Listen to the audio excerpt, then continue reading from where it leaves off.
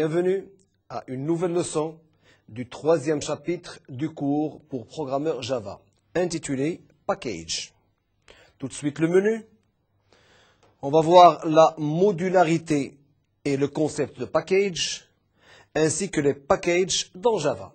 Alors en principe, comme vous devez le savoir, si vous avez déjà programmé avec d'autres langages de programmation, ces langages de programmation, bien sûr, ils disposent de ce qu'on appelle des bibliothèques. Par exemple, en Pascal, en C, en C++, il y a des bibliothèques. Et où chaque bibliothèque contient un ensemble de commandes que vous pouvez utiliser. Alors, ces bibliothèques-là ont été créées dans le but, bien sûr, d'organiser ces commandes-là. Nous prenons par exemple la bibliothèque maths, elle contient toutes les commandes qui sont nécessaires pour les mathématiques, les bibliothèques IO qui concernent tous les éléments nécessaires aux entrées-sorties, et ainsi de suite. Alors, au niveau du langage Java, il dispose aussi de bibliothèques, mais qui sont appelées packages. Alors, chaque package est une organisation d'un certain nombre de classes et d'arguments, bien sûr, d'une manière très organisée et qui permettent aux programmeurs de pouvoir les exploiter correctement. Alors, la modularité et le concept de package. La modularité est la propriété d'un ensemble qui peut être décomposé en parties plus simples, analysables séparément.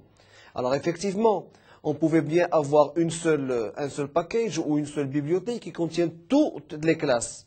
Mais ceci dit, nous les avons organisés, ou Java les a organisés correctement pour que vous puissiez vous retrouver rapidement et pour pouvoir aussi vérifier s'il n'y a pas de redondance de nom de classe au niveau de chaque package.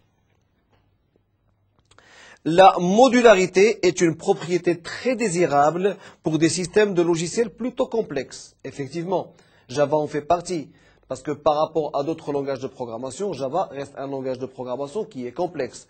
Alors maintenant, pour que les programmeurs puissent s'y trouver facilement, il y a lieu bien sûr de partager ça et de les organiser sous forme de package ou de modularité pour pouvoir retrouver toutes les classes ou les commandes comme vous voulez. Un moyen d'obtenir la modularité consiste à organiser un système software en paquets. Et ça, c'est très important. Chaque package a des tâches et des fonctions précises et différentes des autres. C'est ce que je viens d'expliquer. C'est que chaque package est intitulé d'un nom qui veut dire, bien sûr, ou qui explique un petit peu les classes qui le constituent ou qui sont à l'intérieur. Comme je vous l'ai précisé tout à l'heure, si par exemple vous faites appel à un package math par exemple, à l'intérieur du package math, vous ne retrouverez que des classes qui consistent les mathématiques. Si vous, par exemple, vous prenez par exemple le package IO par exemple, java.io, c'est un package qui contient toutes les classes qui sont responsables des entrées et sorties des paramètres et ainsi de suite. Les modules ou paquets peuvent interagir et coopérer entre eux. C'est tout à fait normal. Donc, lorsque vous êtes amené à faire un programme, tantôt vous avez besoin de classes d'un certain package, tantôt vous aurez besoin d'une autre classe, d'un autre package, et c'est des classes qui peuvent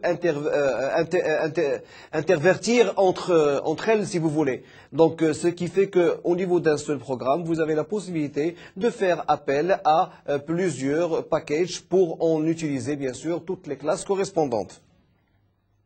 Ils fournissent des fonctionnalités tout à fait normales. Il cache les détails de comment ces fonctionnalités sont réalisées. Alors maintenant, effectivement, au niveau de chaque package, vous avez des classes. Mais au chaque classe, vous n'avez pas le détail de chaque classe, comment elle a été programmée ou comment elle a été faite. C'est des programmes qui ont été compilés, donc nous ne retrouvons que le fichier .class et non pas le fichier .java. Donc les concepteurs du langage de programmation, ils ont préparé pour nous les programmes qu'ils ont dû compiler et nous fournissent que le fichier .class pour pouvoir les exploiter. Il montre seulement les classes et les objets d'abstraction élevée. Alors on passe maintenant au deuxième point, les packages dans Java. Alors les packages dans Java, les programmes Java sont organisés comme des ensembles de packages.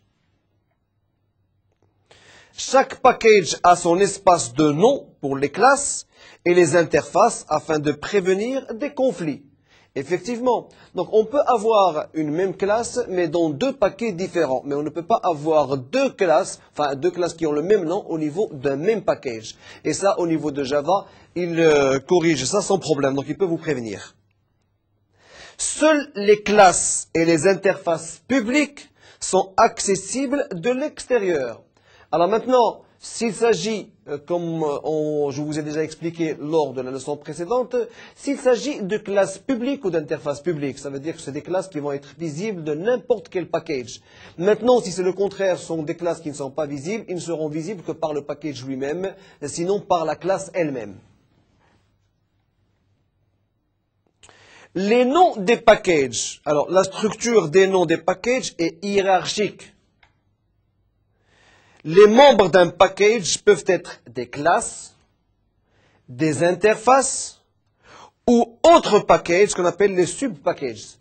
Autrement dit, au niveau d'un package, nous pouvons retrouver une liste de classes organisées ainsi qu'une liste d'interfaces. Alors, encore une fois, je vous l'explique, c'est que les programmeurs ou les concepteurs du système Java, ils ont programmé pour nous plusieurs classes utiles pour notre développement, mais ils les ont compilées et nous n'avons que les fichiers .class. Nous ne pouvons pas avoir de détails comment ces classes ont été développées.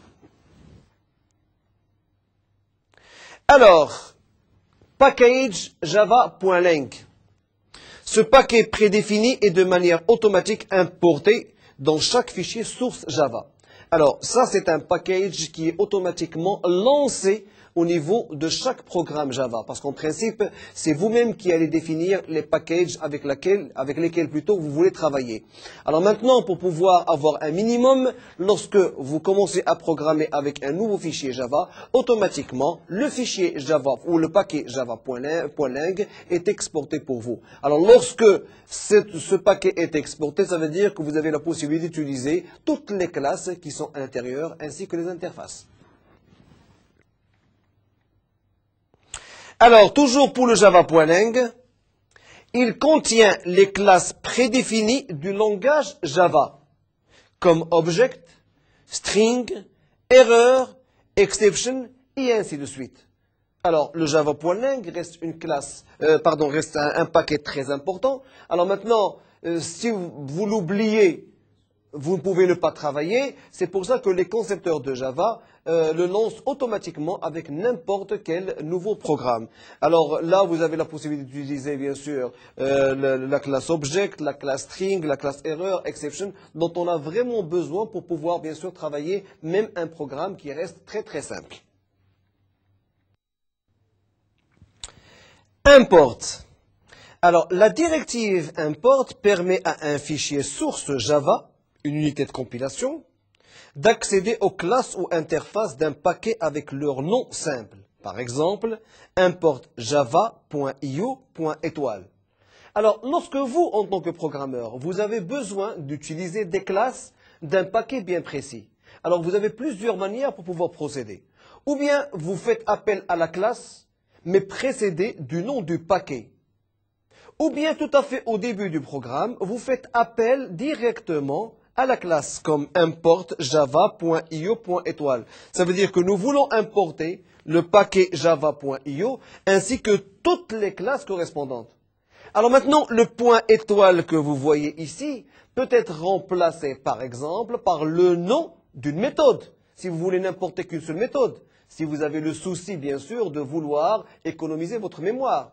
Alors ceci dit, on peut l'écrire de cette manière-là. On peut écrire import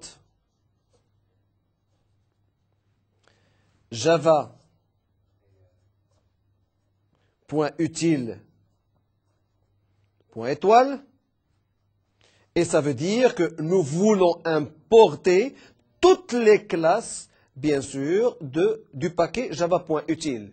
Alors maintenant, vous avez la possibilité d'aller directement, c'est-à-dire que pour pouvoir économiser la mémoire, vous écrivez import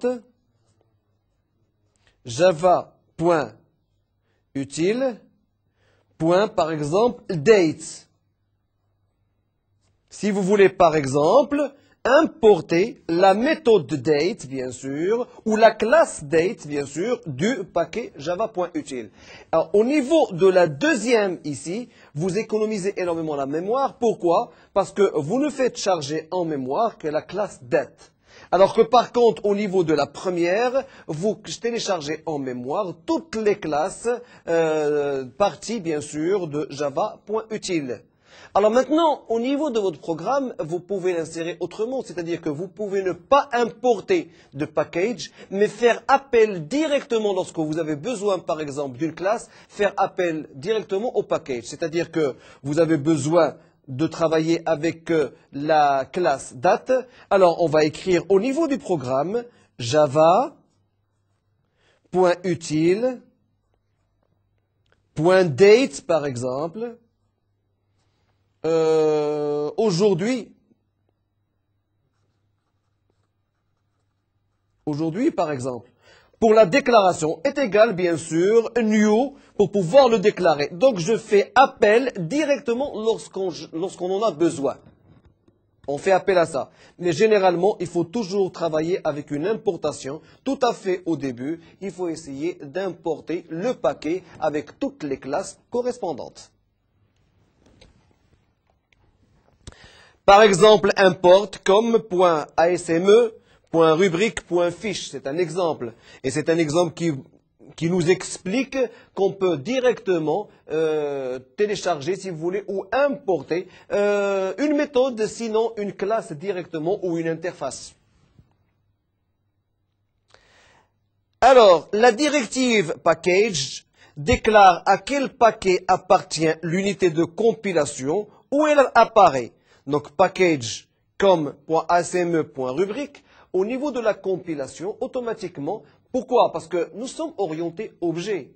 Si par exemple, vous êtes amené à compiler un programme où vous utilisez par exemple la classe date elle-même, c'est un programme. Donc, lors de la compilation, automatiquement, on va faire appel au chemin, c'est-à-dire date qui appartient par rapport au package java.util par exemple, et automatiquement on va chercher le fichier .classe date.class qui appartient bien sûr au paquet java.util.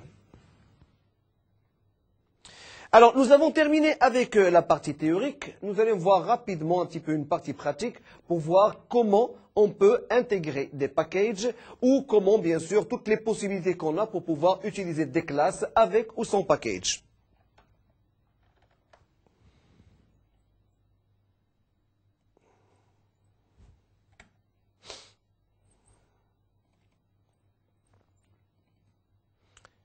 Alors, la leçon 14. Et là, on va faire appel au programme rubrique.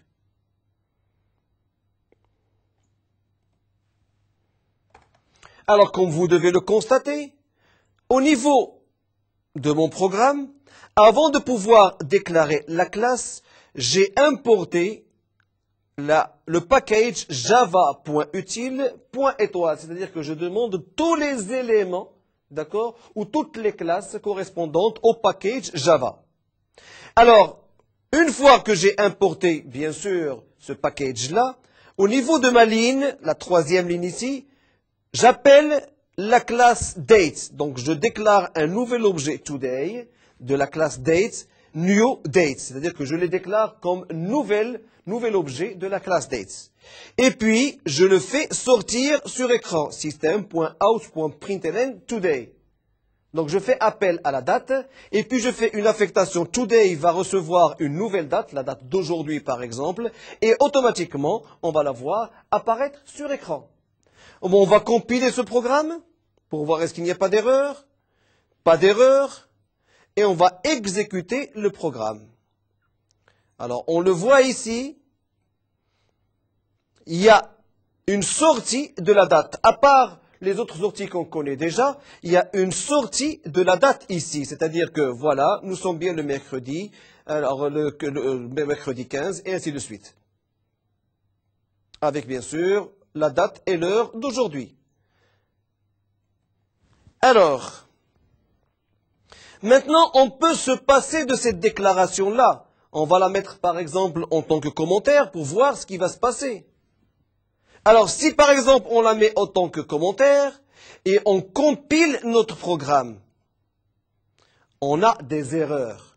Alors ces erreurs-là, c'est normal qu'on va les trouver. Pourquoi? Parce qu'on a utilisé une classe dont on ne connaît pas le package. Alors qu'est-ce qu'il y a lieu de faire?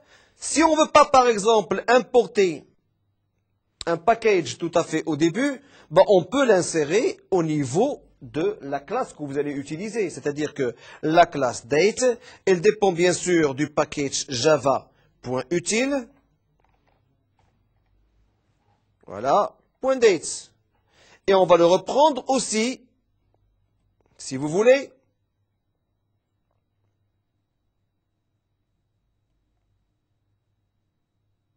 On va le copier ici même.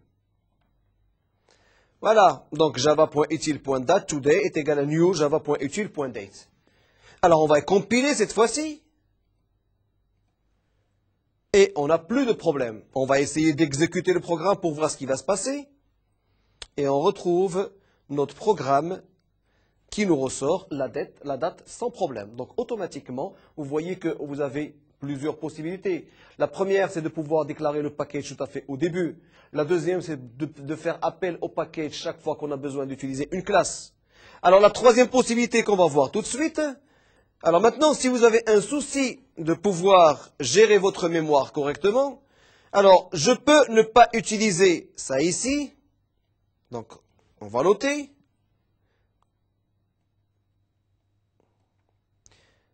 On va enlever le commentaire, mais cette fois-ci, on va remplacer l'étoile par date. C'est-à-dire que je ne voudrais importer que la classe date du package java.util. Je ne voudrais pas importer tout le package. Et ça, vous avez aussi la possibilité de le faire. Maintenant, effectivement, si vous avez une bonne connaissance du contenu des packages, et si par exemple vous avez une classe d'un certain package à utiliser, donc n'importez pas tout le package. Importez seulement la classe dont vous avez besoin pour pouvoir, bien sûr, gérer votre mémoire correctement. Alors, on va compiler pour voir ce que ça va donner. Parfait, pas d'erreur. On va exécuter. Et on retrouve bien sûr notre fichier sans problème avec une sortie de la date qu'on lui a demandée. Alors ceci dit, notre leçon prend fin. Si vous avez besoin d'informations complémentaires, vous pouvez toujours vous connecter au site de Netuno en cliquant sur le lien MedNetu.